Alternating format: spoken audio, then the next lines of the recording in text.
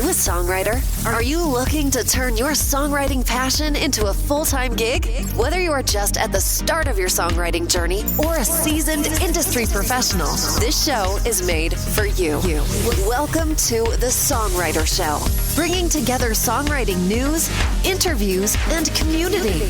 Now, welcome your host, Sarantos. Hello, and thank you so much for joining us tonight on The Songwriter Show on Reality Radio 101. I'm Sarantos, your humble host and fellow songwriter with a passion for crafting stories through music. As someone who's been writing lyrics for as long as I can remember, I know how every single song holds its own unique story. That's what brings us here every single Tuesday evening to celebrate the unique voices behind the music we all love. Tonight, I'm so happy to have on the show Suanna. Since moving to Nashville in 2016, she's become a fixture in the city's creative scene, hosting songwriter rounds at the Grand Ole Opry, Third and Lindsley, and the Nashville Palace, and performing across Nashville, Boston, and Chicago. And now, welcome this week's special guest. Well, thank you for joining us tonight. Yeah, thank you so much for having me. I'm excited to be here. Well, we're excited to have you too. So tell us a little bit. Let's start off with your main instrument. Sure. Well, my main instrument that I learned music on was the piano. I still play it live, still write on it. But I think that once I learned the guitar, that kind of became my baby. Okay. How old were you when you started playing that? I started playing piano, I think in second grade. I started lessons. And then shortly after, I say maybe a year later, I asked for guitar for Christmas. And it's still my favorite. I still have the first one I got. You know, that first one's really special. I got it as a Christmas present in third grade. And where are you living currently? Are you in Nashville or Chicago? Where are you at? Yeah, I'm in Nashville. I love Nashville. Yeah. Oh my gosh. It's, I visited here, oh gosh, I don't know, 15 years ago. And I said, I'm going to be here someday. These are my people. That's the best part of Nashville is the vibe, the people.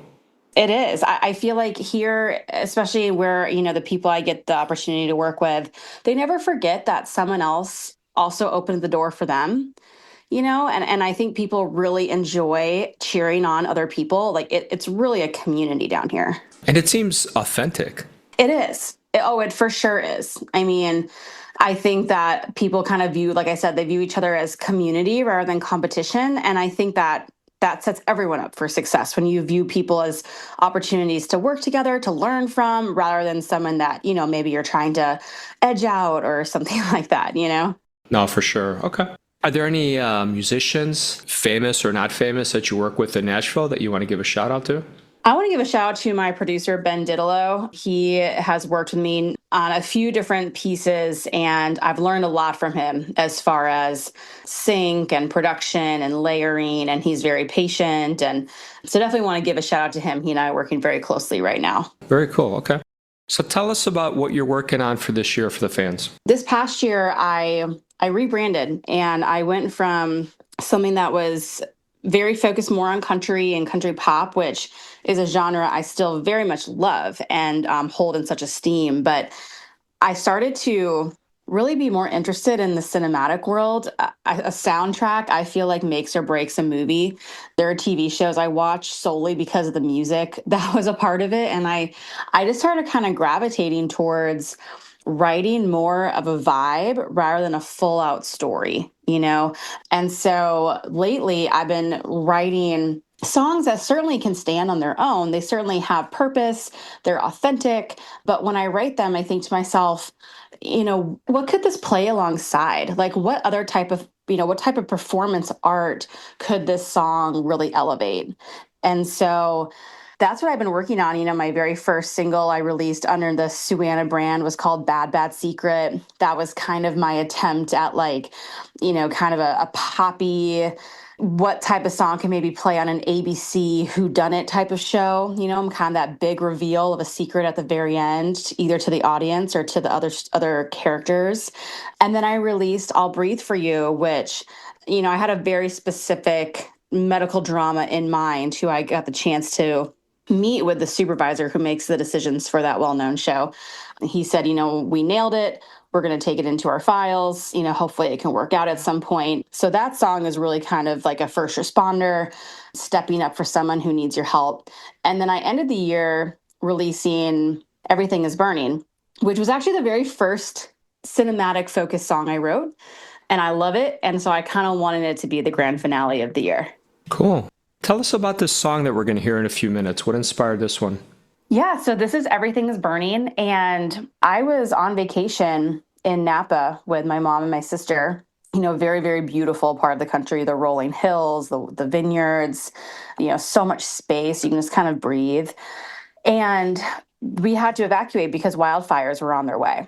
And it's a very interesting thing that they do when they know that fires are very imminent. They turn off all the electric just so that they don't have live wires that could possibly make the fire worse. And so as we're driving from Napa back to San Francisco, it just kind of had this really eerie apocalyptic feel to it. Like businesses weren't turned on, houses weren't turned on. It was such a juxtaposition to the life that is California. And as a writer, I found myself thinking, why is this beautiful state always on fire? Like, what is happening where that is the case? And I don't know if we'll ever know, but it got me also thinking about other things that are always on fire, things that, a relationship that you thought was so good, but then fell apart or, burned to the ground, if you will. And maybe it needed to be taken away from you. Maybe it wasn't good for you. I kind of just started to dabble in all these scenarios where something that seems so attractive, the way California is with Tinseltown and all of the beautiful landscape, why are those on fire sometimes? And there's a part of the song where it really kind of builds in the bridge. And the character who's saying everything's on fire, I think it's really important for the listeners to know they never run away. They just kind of stand in it. And that was my way of saying, like, sometimes you need to let the fire refine you. Sometimes you can't numb yourself. You can't run away. You need to feel it because there's a lesson there. All right. I'll tell you what, let's take a listen and then we'll come back and talk some more, okay? Okay, great. Awesome. All right, everybody, check this out.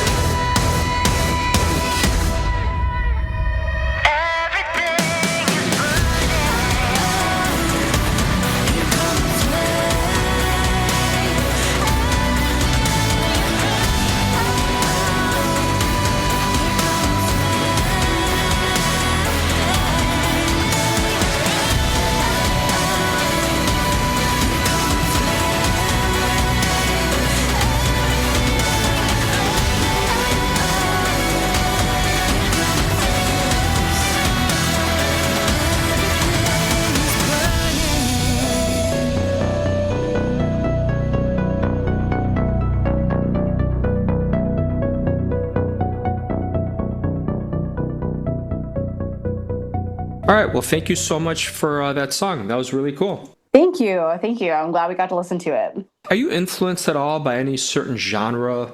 Yes, certainly. I've certainly stumbled upon this group of artists who do only cinematic pop, where they write very dramatic pieces that certainly have a structure to them.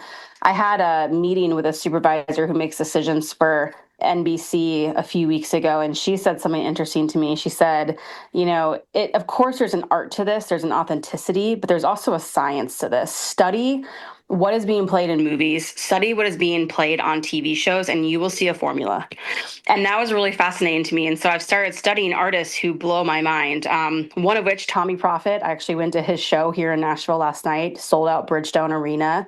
He's incredible. He writes a lot of originals that get placed in different soundtracks and video games and TV shows. He also does a lot of covers where, he'll take something that's already been a famous song and make his own spin on it with a lot of production and orchestra. And then someone who's been a really influence personally in my life, her name is Heather Evans, and she has, if you've seen it, if you've watched something on Netflix, you've heard her stuff. And she's also, like I am, a mom and a writer and balancing a lot of things. And so I'd say, those are two people who I really look up to in the industry. What's the strangest place or situation that's ever inspired a song for you? Ooh, strangest place that's ever inspired a song for me. I started writing when I was really young. I started when I would go on vacations, I would keep a journal with me, even when I was like 11 or 12. And, maybe this wasn't a song, but this was kind of the start of me seeing something and then wanting to write something about it. I went to London with my family, and we were walking just outside of London in Oxford, and just in these old little corridors. And I was just so drawn to the fact that these buildings were made before our country even existed. And I just sat there and wrote poetry about these old, dusty, dirty buildings in Oxford, England. And I think that was kind of the start of me seeing something that might be normal or even just not attractive to someone else, and I find beauty in it.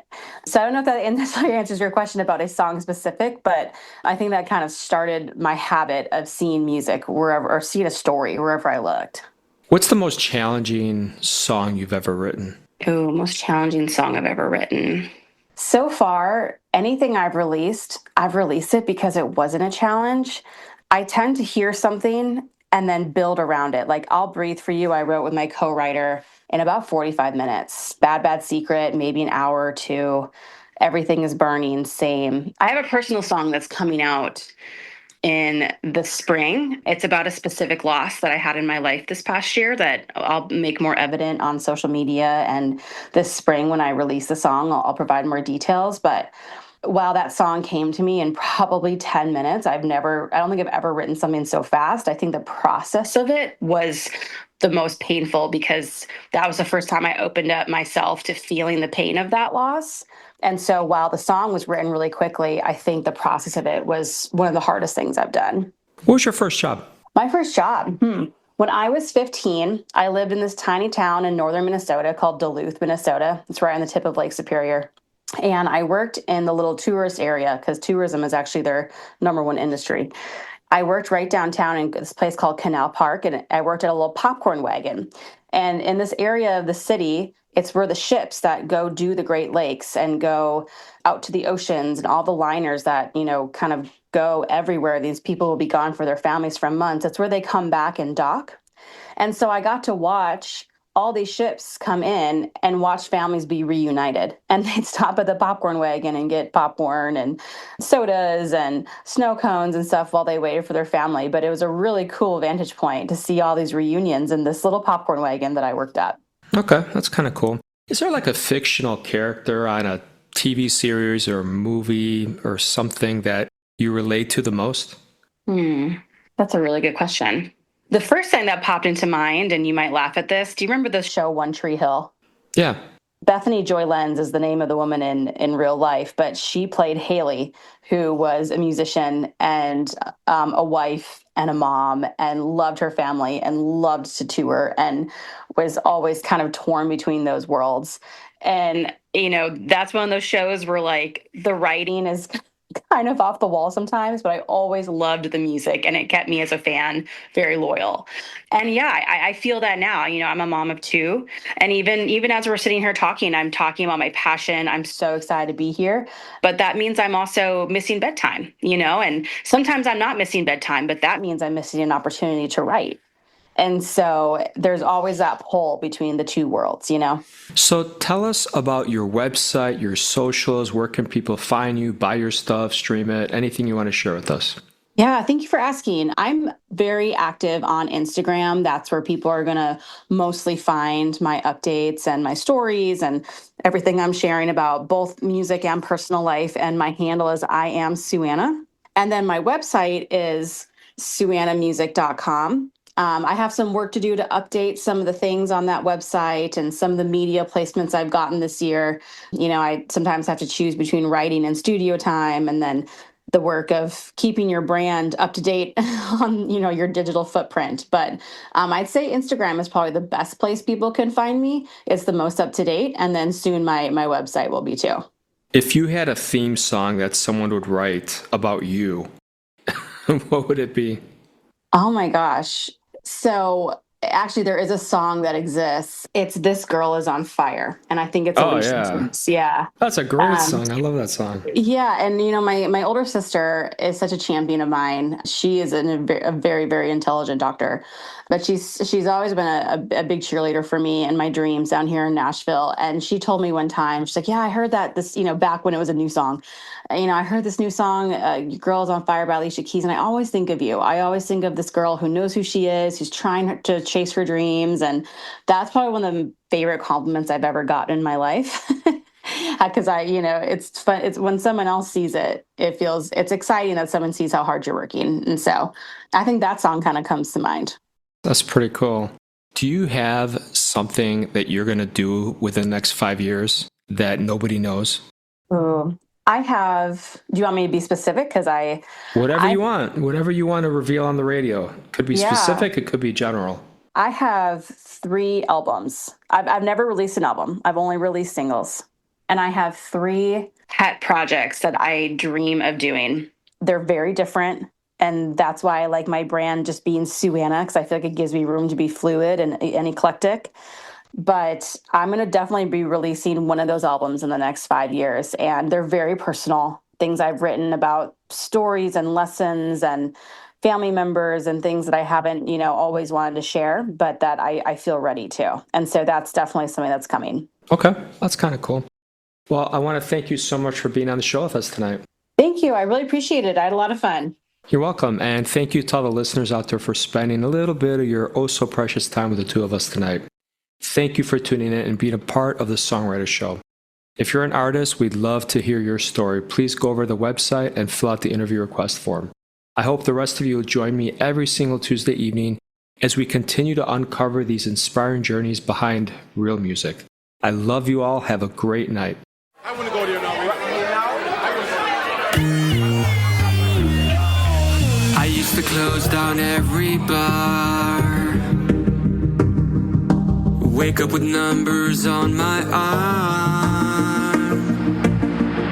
Shotgun beers on the roof of my Jeep. Now I'm scraping goldfish out of my seats, and I'm dreaming of more than 4 hours of sleep. Still got the devil in my bones. Now my joints creak louder than my headphones. I used to be wild, I used to be young. First one in, last one done. Oh man, I used to be fun. I used to be loud, ran straight into the sun. I ain't saying I'm done, but man, I used to be fun. My jeans got tight in odd places. The kids packed up and moved on out.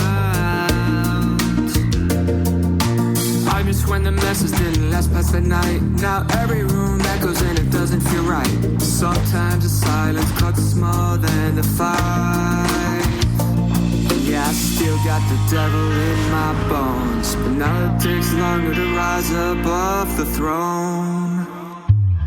I used to be wild, I used to be one in, last one done. Oh man, I used to be fun. I used to be loud, ran straight into the sun. I ain't saying I'm done, but man, I used to be fun. Maybe fun just looks different now.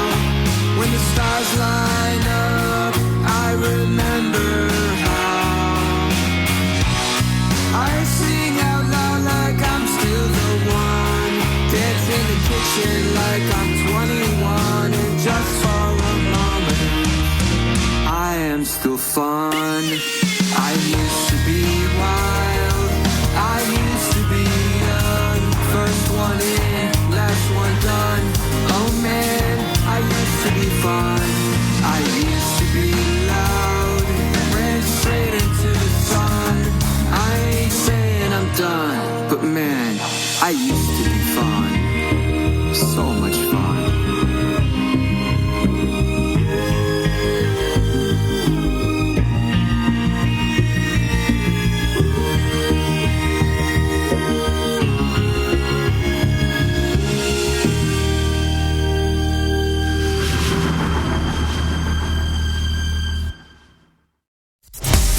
Thank you for listening to The Songwriter Show. To keep the momentum going, head over to www.songwritershow.com and join our free music community of artists, songwriters, and producers.